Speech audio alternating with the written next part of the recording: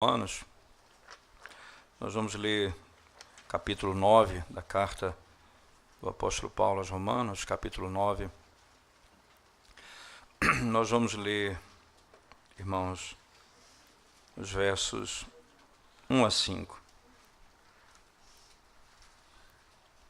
Romanos, capítulo 9, versos de 1 a 5. Talvez essa seja a seção mais complexa de toda a parte da carta de Paulo aos Romanos. Ele passa agora a lidar com a relação com os judeus. Ele diz assim: digo a verdade em Cristo, não minto, testemunhando comigo no Espírito Santo a minha própria consciência. Tenho grande tristeza e incessante dor no coração, porque eu mesmo desejaria ser anátema, separado de Cristo, por amor de meus irmãos, meus compatriotas, segundo a carne. São israelitas, pertence-lhes a adoção e também a glória, as alianças, a legislação, o culto e as promessas. Deles são os patriarcas e também deles descende o Cristo, segundo a carne, o qual é sobre todos, Deus bendito, para todo sempre. Amém.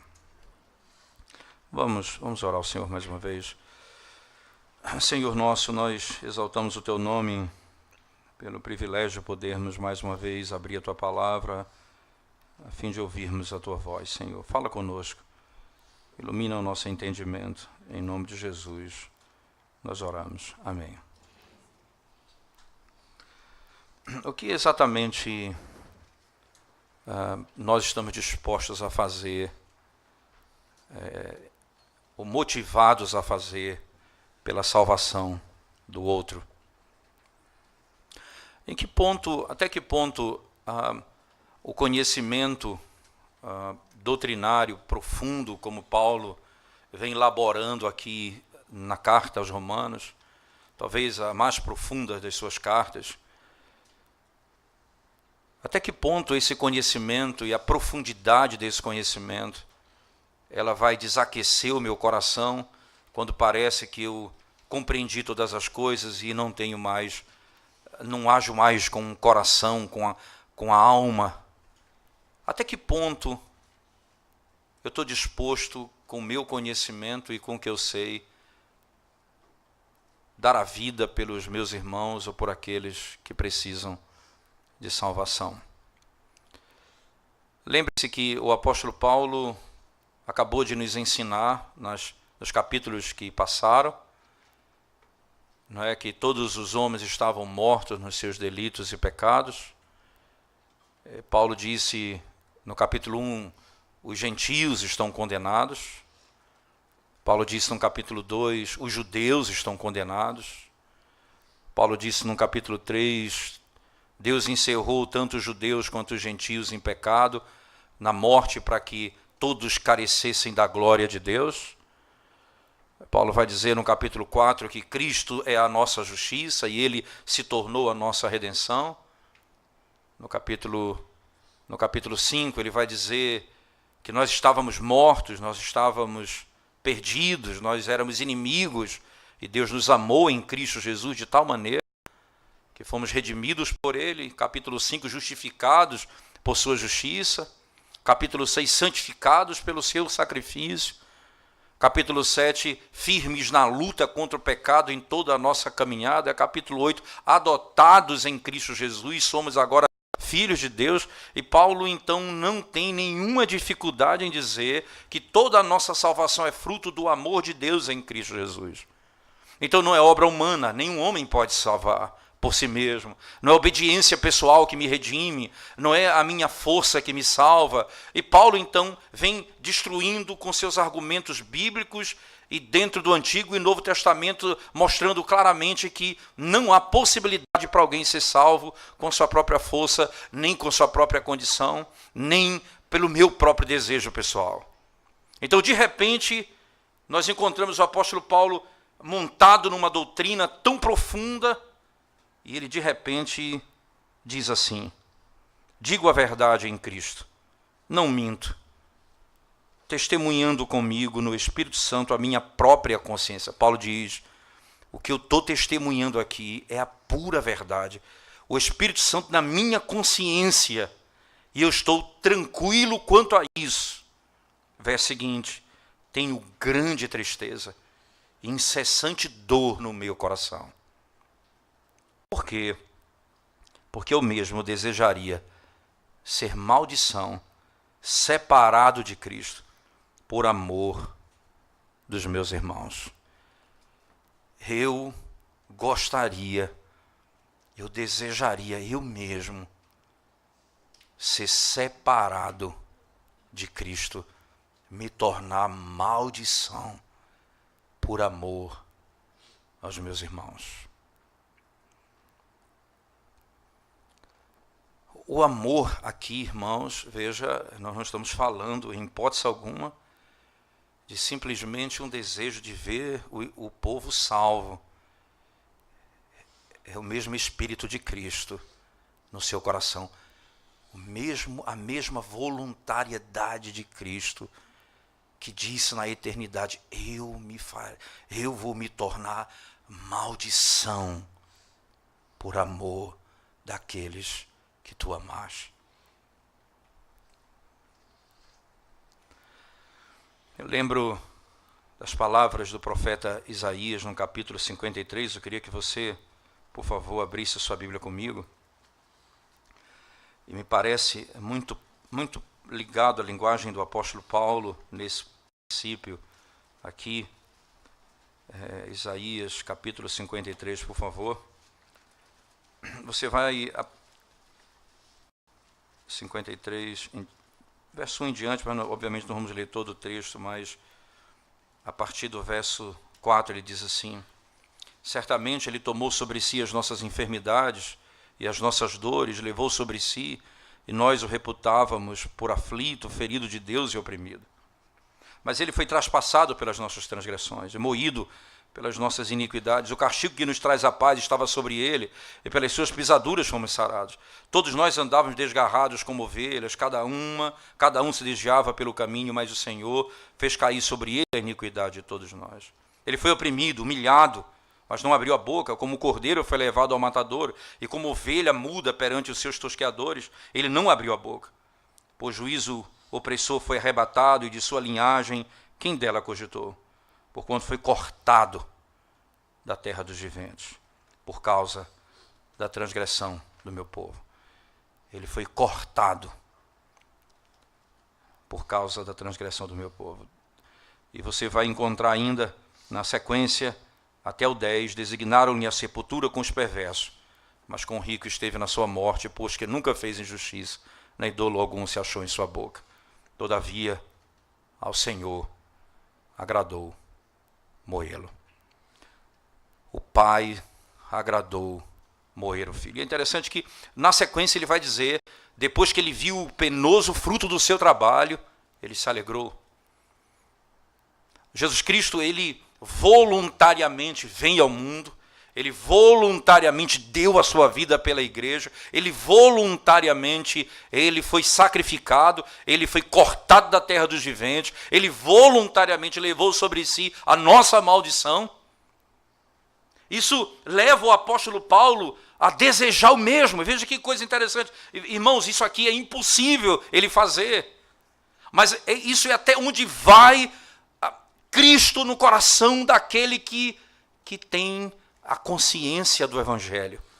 Eu estou pronto, eu até poderia me tornar maldição por causa dos meus compatriotas, por causa dos judeus. A angústia do apóstolo Paulo, ela é questionável, ela tem vamos chamar assim, tem dois questionamentos básicos que se faz sobre essas angústias dele.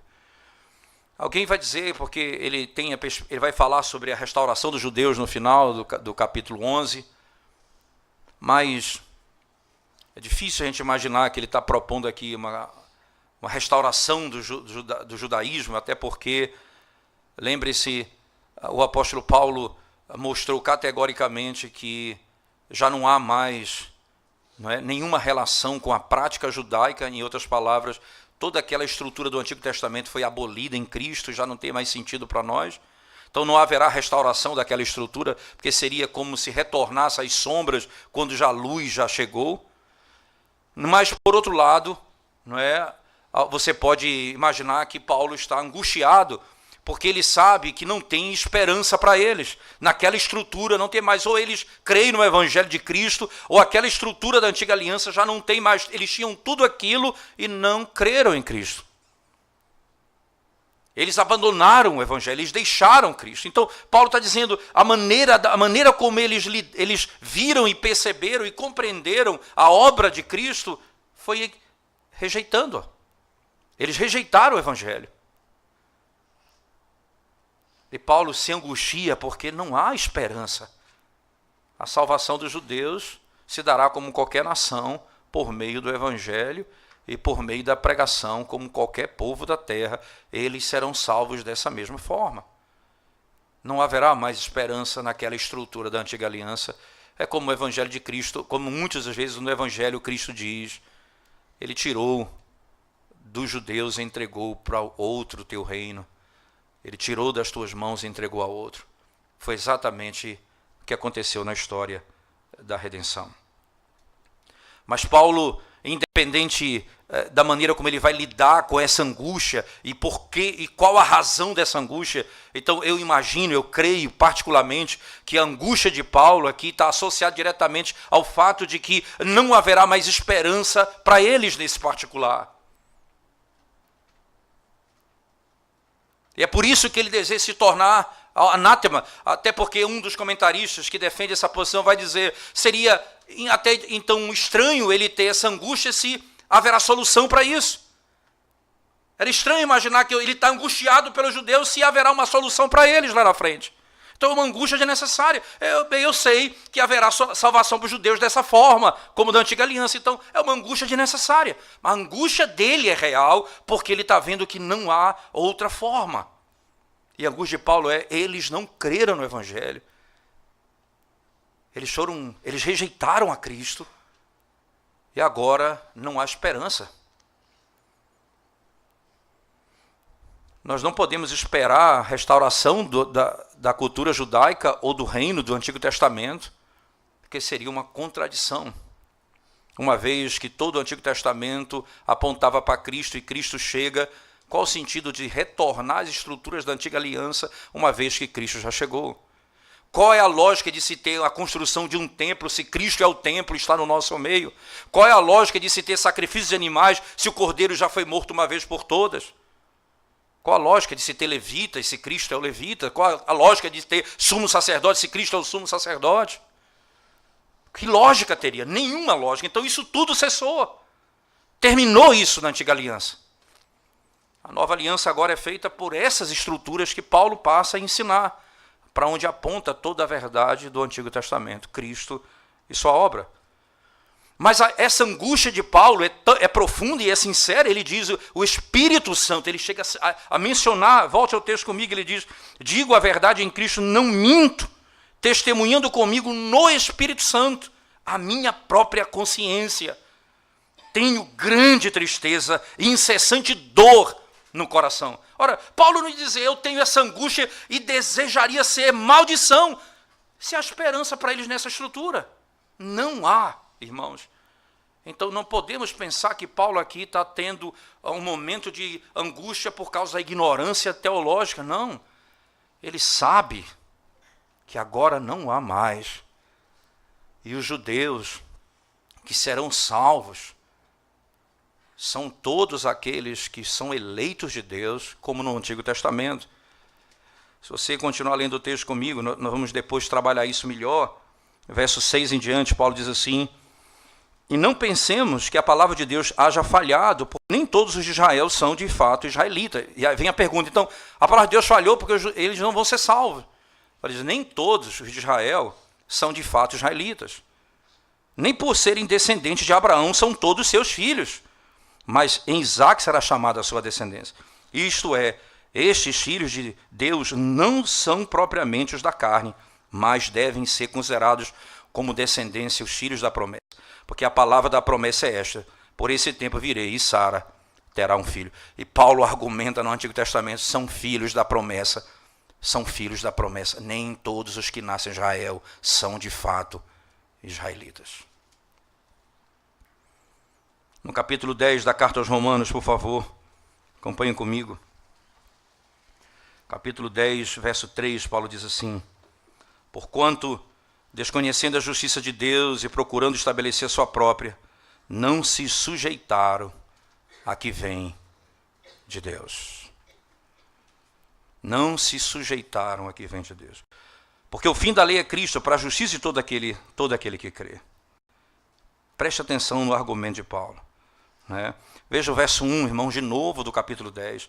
Irmãos, a boa vontade do meu coração e a minha súplica a Deus a favor deles são para que sejam salvos.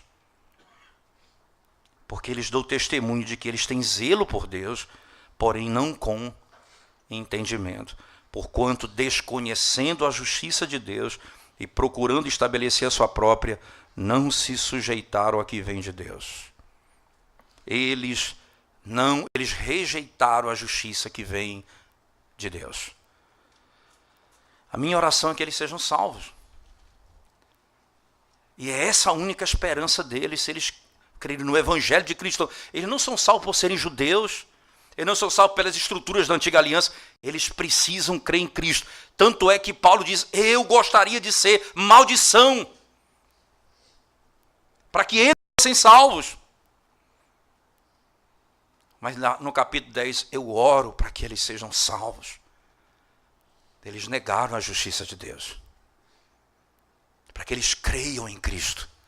Essa é a única esperança não só dos judeus, mas de qualquer povo na terra. Eles precisam crer em Jesus Cristo.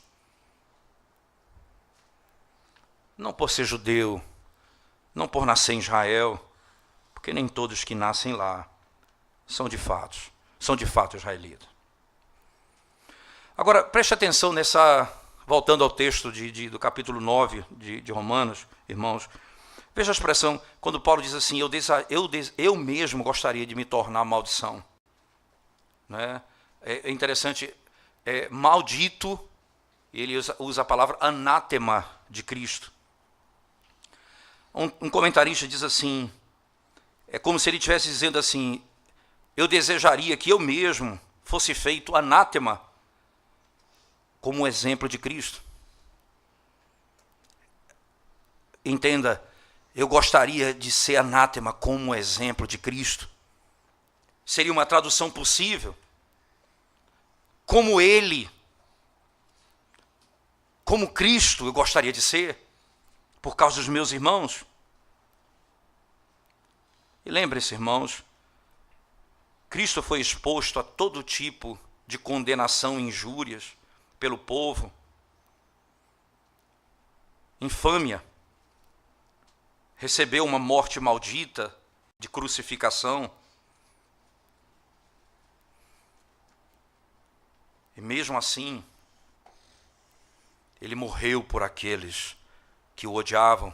Lembre-se, se você pegar o livro de Atos, e você ler a última sessão de Atos, quando Paulo é levado por meio de mentiras e acusações aos tribunais, como Cristo.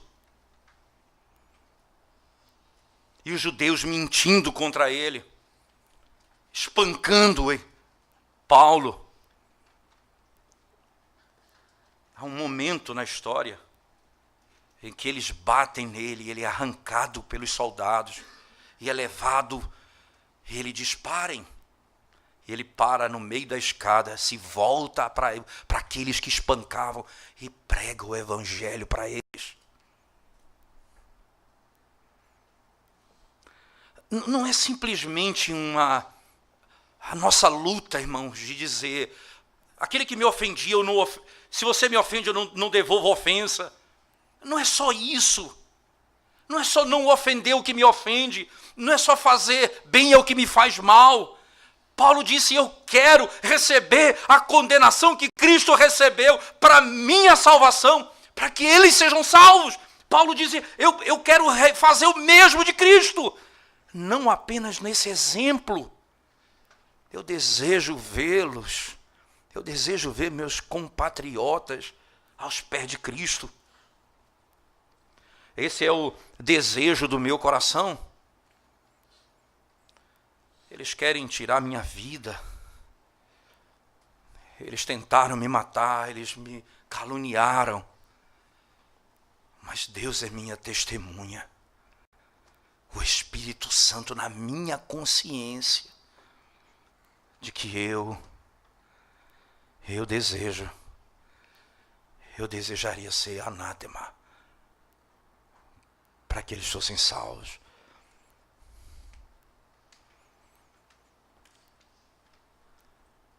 Não apenas doutrina, mas um coração aquecido. Não apenas conhecer toda a obra da redenção, mas um coração aquecido.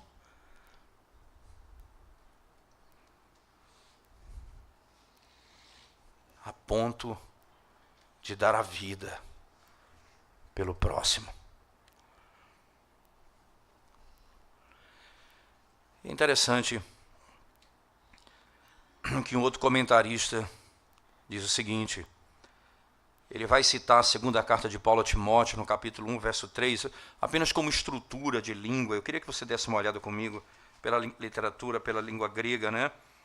Primeira carta de Paulo a Timóteo, segunda carta de Paulo a Timóteo, melhor dizendo, capítulo 1, verso 3, por favor. Diz assim, dou graças a Deus a quem desde os meus antepassados sirvo com consciência pura, porque sem cessar me lembro de ti nas minhas orações, noite e dia. Interessante que a forma como está posto no texto grego é como está posto lá em Romanos. E uma tradução que esse comentarista diz possível esse texto seria segundo o exemplo dos pais. Veja, volte comigo no verso 3. Dou graças a Deus a quem desde os meus antepassados, isto é, segundo o exemplo dos nossos pais, sirvo com consciência pura. Segundo o exemplo, essa é a forma. Então, o que Paulo está dizendo lá em Romanos, segundo ele, não é simplesmente dizer, eu quero ser maldição de Cristo, mas ele quer como exemplo de Cristo, como o padrão que Cristo é. Você entende o que é amar a Deus e ao próximo? Está dizendo, é isso, o princípio. E aí veja, na sequência, irmãos, é por isso que na primeira carta de João 3,16, João vai dizer, nós amamos, porque ele nos amou primeiro. Nós amamos, porque ele nos amou primeiro. E ainda, o amor de Deus é esse, é que ele deu a sua vida por nós, para que possamos dar a nossa vida pelos irmãos. É o que João vai dizer na primeira carta. E esse é o princípio, isto é, ele deu a vida por nós para que possamos dar a vida pelos irmãos. Isso significa dizer, não é simplesmente uma ação. Veja, se nós não estamos dispostos, irmãos, a fazer coisas simples em casa, ajudar, socorrer a esposa, o filho aos pais, os pais aos filhos, o marido à esposa. Se as coisas básicas, nós não estamos dispostos a morrer em casa, imagina pelo outro.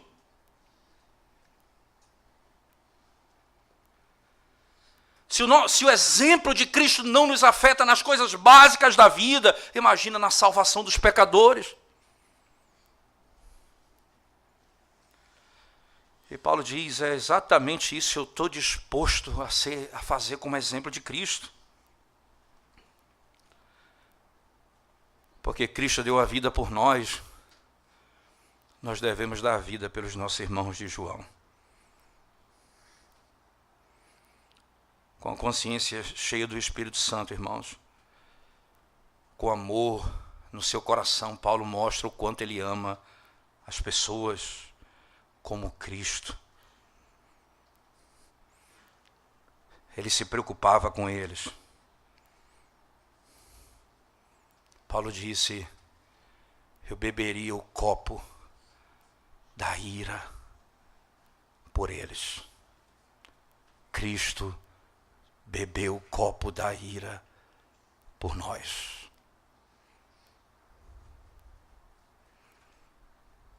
Eu estou disposto a isso. É por isso que, na carta aos Hebreus, por favor, não se canse de ler esses textos comigo. Eles são fundamentais para entendermos essa lógica de Paulo nesse texto. Hebreus capítulo 5, verso 7, por favor. Escute as palavras do autor da carta aos Hebreus. Hebreus 5, 7 diz assim um texto: ele, Jesus, nos dias da sua carne, tendo oferecido com forte clamor e lágrimas, orações e súplicas, a quem o podia livrar da morte, e tendo sido ouvido por causa de sua piedade.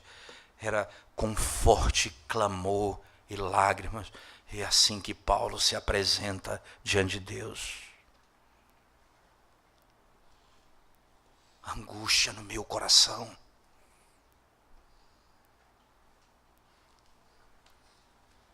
Por causa deles. Por causa deles. Uma agonia extrema no coração. Nós vimos em Isaías 53:11 o mesmo princípio. Foi com tristeza de alma que ele deu a vida por nós, por aqueles que estavam morrendo, isto é, em agonia ele deu a vida por nós. Esse espírito de amor, irmãos, é o espírito de Cristo. Assim deve ser o espírito da igreja. E por isso a igreja, ela deve desejar e buscar que Cristo seja trazido ao mundo e conhecido. É com esse desejo que a igreja deve pensar no mundo, o desejo de ver Cristo conhecido no mundo. Com esse espírito, devemos pensar nos que estão perdidos. É com esse espírito que nós devemos pensar nos que estão morrendo sem Cristo.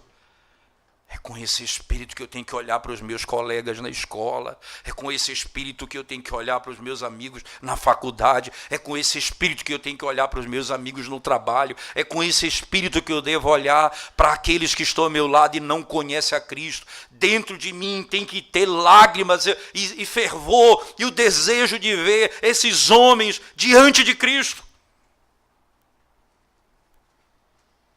A força do argumento de Paulo não pode ser menor quando ele diz: eu desejaria ser anátema de Cristo por vossa causa. Interessante que no livro de Apocalipse, no capítulo 12, acompanhem comigo, por favor, Apocalipse 12, irmãos, particularmente no verso 2, diz assim, o autor João, mais uma vez, diz assim, Apocalipse 12, verso 2. Verso 1 em diante diz assim: viu-se grande sinal no céu, a saber, uma mulher vestida do sol com a lua debaixo dos pés e uma coroa de 12 estrelas na cabeça, que achando-se grávida, grita com as dores de parto, sofrendo tormentos para dar à luz.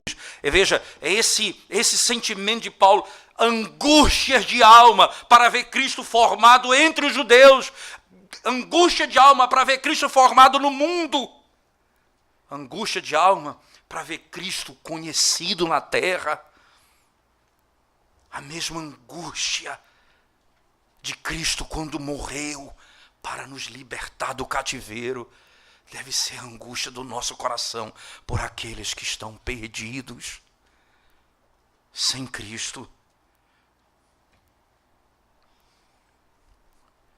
Quando eu disse não se cansem de ler os textos comigo, eu estava sendo sério, não se cansem, porque a Escritura é rica nessa doutrina.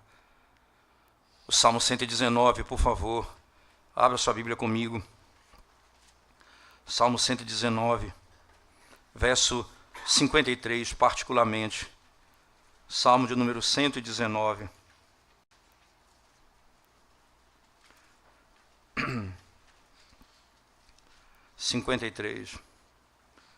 Diz assim o texto sagrado: de mim se apoderou a indignação por causa dos pecadores que abandonaram a tua lei. Verso 136 do mesmo capítulo, por favor. 136.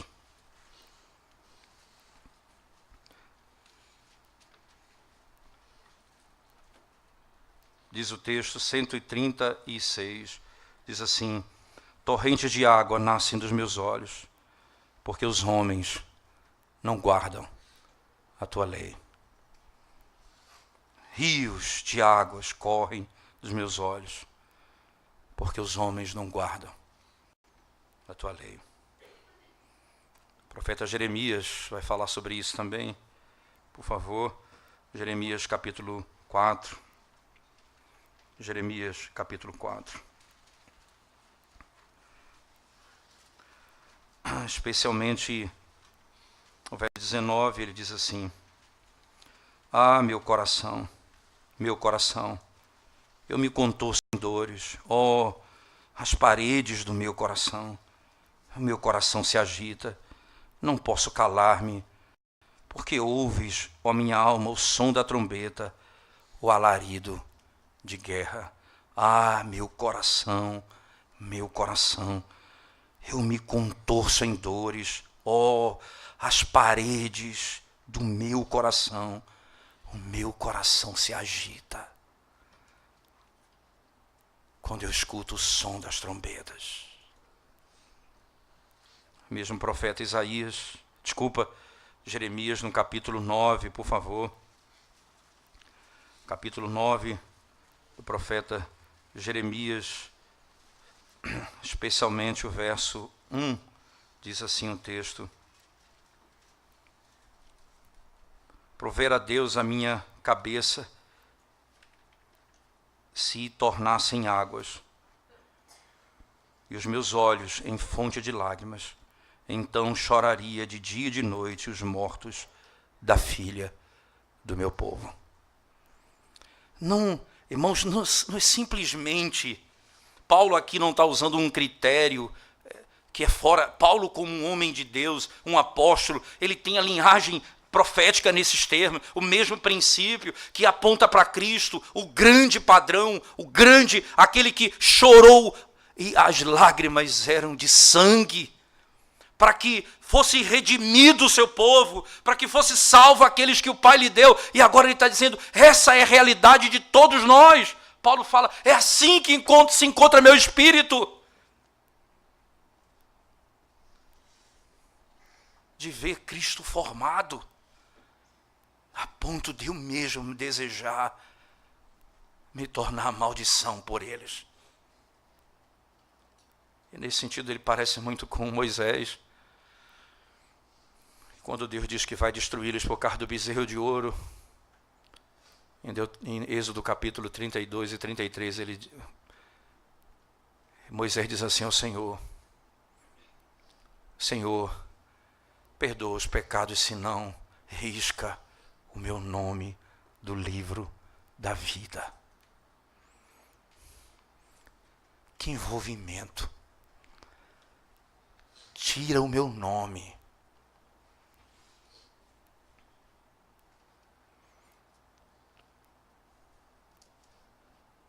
Será que esse é o espírito do coração daqueles que conhecem esse evangelho da graça que Paulo vem pregando até aqui?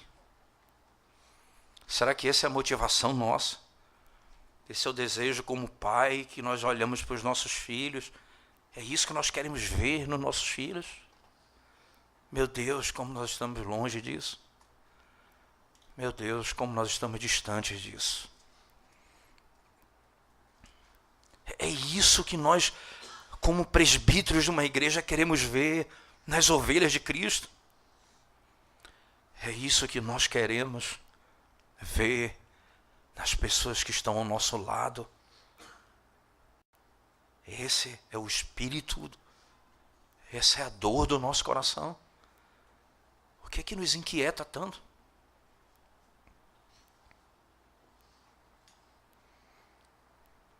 Sem dúvida, o apóstolo Paulo nos ensina coisas gloriosas aqui. Uma mente cheia de conhecimento não é incompatível com o coração aquecido, cheio de fervor pela salvação dos homens. Voltando ao nosso texto de Romanos, por favor, irmãos, capítulo 9. O apóstolo Paulo diz: tenho grande tristeza e incessante dor no coração, porque eu mesmo desejaria ser anátema, separado de Cristo, por amor de meus irmãos, meus compatriotas, segundo a carne. E aqui é claro, aos meus compatriotas. E aí Paulo vai usar a última sessão para descrever aquilo que eles possuíam e o que eles tinham quando tinham tudo para conhecer o Evangelho de Cristo e rejeitaram. Rejeitaram a Cristo. Interessante porque o texto vai dizer, eles tinham adoção de filhos, assim o texto, né? Paulo vai dizer no verso 4, adoção de filhos. O que se refere a isso, irmãos? Às vezes nós pensamos que não havia esse conceito de adoção no Antigo Testamento, é claro. Por exemplo, Êxodo 4, 22, Paulo vai dizer, ou melhor, Moisés vai dizer, deixa o meu povo ir, Israel é o meu primogênito. Não poucas vezes no Antigo Testamento o povo de Deus é chamado filho de Deus. E isso deveria ter preparado Israel para Cristo, o verdadeiro Filho de Deus. E é por meio dele, pelo Espírito de Cristo, que eles poderiam chamar Deus de Pai. Tudo isso apontava para Cristo e eles não perceberam. Ainda ele diz, a glória, a eles pertenceu a glória. Refere-se à glória visível, chamada Shekinah, que descia sobre o santuário, sobre o templo. A manifestação da presença, da habitação de Deus no meio do povo. A Bíblia diz que Jesus é a maior de todas as manifestações de Deus. Jesus Cristo é o tabernáculo de Deus no nosso meio. O texto diz em João, o verbo se fez carne e tabernaculou entre nós, cheio de glória e de verdade. Nós vimos a sua glória, glória como do unigênito do Pai. Então, aquilo ali apontava para Cristo e eles não viram Cristo. Os pactos, diz o texto. Eles tinham os pactos, irmãos. Isso se refere categoricamente aos pactos feitos de Abraão, Moisés e Davi no Antigo Testamento. E pode se referir até ao noaico, o pacto que fez com Noé. Tudo isso apontava para Cristo. Abraão apontava para Cristo, Moisés apontava para Cristo. Hoje nós acabamos de ouvir uma pregação pela manhã em Deuteronômio 18, quando é dito claramente, virá um profeta semelhante a mim, a ele vocês devem ouvir. Então, Moisés apontava para Cristo, Davi apontava para Cristo. Tudo isso, irmãos, é claro, e eles não viram Jesus Cristo. Eles receberam a lei, Paulo diz, os 10 mandamentos, tudo foi dado a eles. Paulo disse em Romanos 2, que se eles entendessem a lei perfeitamente, eles iam entender que eles não podem merecer a salvação por sua própria obediência, mas eles receberam a lei e não viram Cristo. Ele diz, o templo, o culto, foi dado a eles. A ordem visível para adorar, irmãos. Como eles deveriam se aproximar de Deus e servir a Deus. Era necessário haver sacrifício de animal, um lavar, uma preparação, purificação, para que o sacerdote pudesse entrar no lugar do povo dentro do santuário. Tudo isso são rituais da antiga aliança que nunca poderiam por si só levá-los à presença de Deus se não fosse por meio do sumo sacerdote que morreu e ressuscitou. tudo apontava para Cristo. E eles não viram Cristo no templo. Não viram Cristo no templo. Não apenas isso, Paulo diz, as promessas pertencem a Ele. A quantidade de profecias do Antigo Testamento que se cumpriram diante dos seus olhos. A quantidade. Quando o sacerdote lá em Lucas pega Jesus Cristo nos braços, criança, Senhor, pode me despedir em paz. Os meus olhos viram a salvação. As promessas se cumprindo, chegou o Salvador do mundo. Não apenas isso, irmãos, você vai encontrar ainda, não é? Os patriarcas, ele vai citar isso. Não se refere apenas a Abraão, não é? A Isaac, Jacó, mas a José, Moisés, Josué, Samuel, Davi, todos eles, grandes líderes, todos eles apontavam para Cristo, a vinda do Messias. E eles não enxergaram Cristo.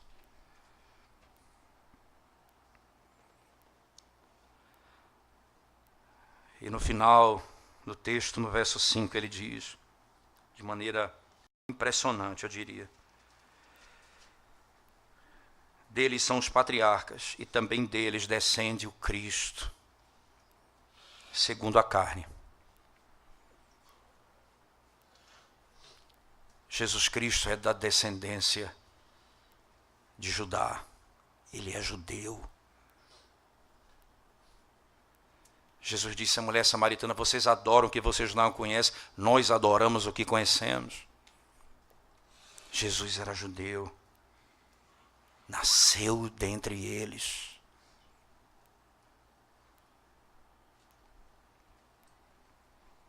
Não viram Cristo. Mas Paulo diz, não apenas o Cristo que é homem, mas o mesmo Cristo que também é Deus. Ele diz, deles descende o Cristo segundo a carne, o qual é sobre todos Deus bendito para todo sempre. Amém. Ele é Deus bendito. Paulo diz, esse Cristo que vocês rejeitaram, Ele é Deus bendito para sempre.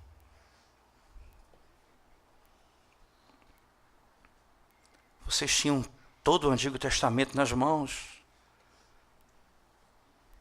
e não viram Cristo.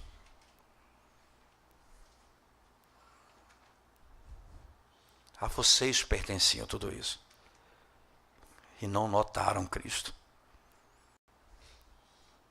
Rejeitaram o Deus que se fez homem.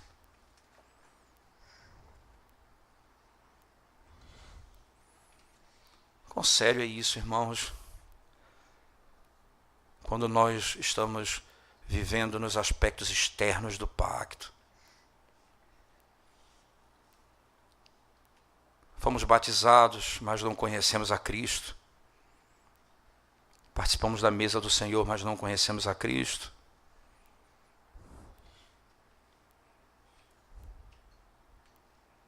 Vamos à igreja, mas não conhecemos a Cristo.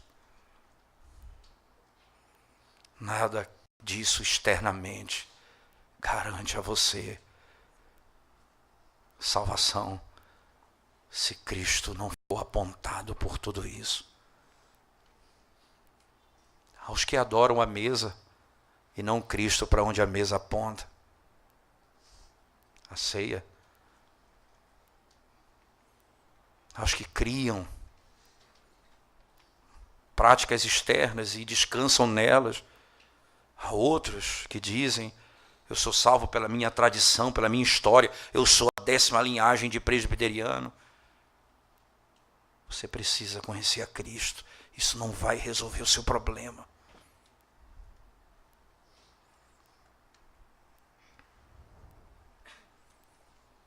Duas coisas tão importantes. O amor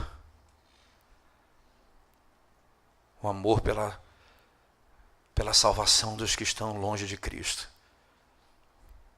E segundo, não impedir na pregação, na vida, no ensino, que Cristo seja visto, notado, exaltado e glorificado. Se Ele não for,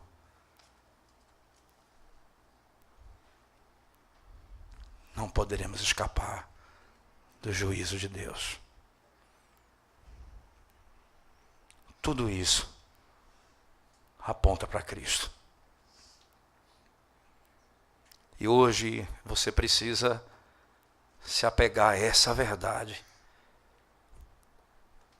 Se você não crê em Cristo, o Filho do Deus Altíssimo, o Deus eterno, bendito para sempre, você não conhece a salvação.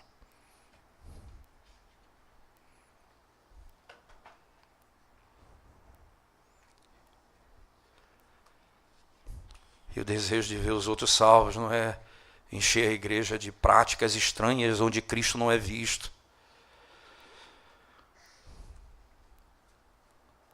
Mais ou menos a imagem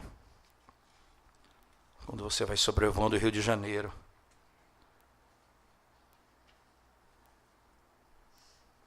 O piloto diz assim: ali está o Cristo Redentor.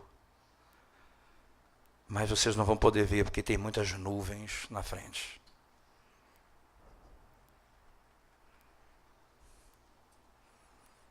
Nós não podemos pregar o Evangelho com muitas nuvens na frente. Cristo, e somente Cristo, precisa ser a tua esperança. E os seus olhos precisam vê-lo pela fé para ser salvo. Anseie a conversão dos que estão ao seu lado. Peça a Deus, me ensina a amar como Cristo amou. Me ensina a amar como Cristo amou. Me ensina, Senhor, a amar como Cristo amou. E me ensina a ver Cristo na tua palavra. Para o meu próprio bem. E para a salvação daqueles que estão ao meu lado. Vamos orar ao Senhor, irmãos. Curvemos nossa cabeça.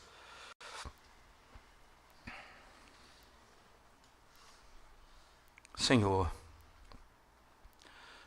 Tu és bendito para todo sempre. Ensina-nos, ó Deus, verdadeiramente, a ter misericórdia daqueles que estão perdidos, como Tu tiveste de nós. A ansiar pela conversão dos que estão ao nosso lado. A ter o coração convicto disso, Senhor Deus, a cada dia.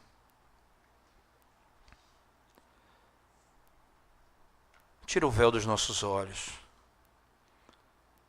para que, como diz Paulo na segunda carta aos Coríntios, quando lermos Moisés, não tenhamos um véu nos olhos, mas que o Espírito, que o Senhor desvende os nossos olhos e possamos ver a glória do Evangelho de Cristo, desde o princípio da revelação até o fim.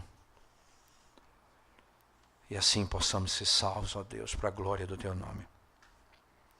É a nossa oração em nome de Jesus. Amém, Senhor Deus. Amém.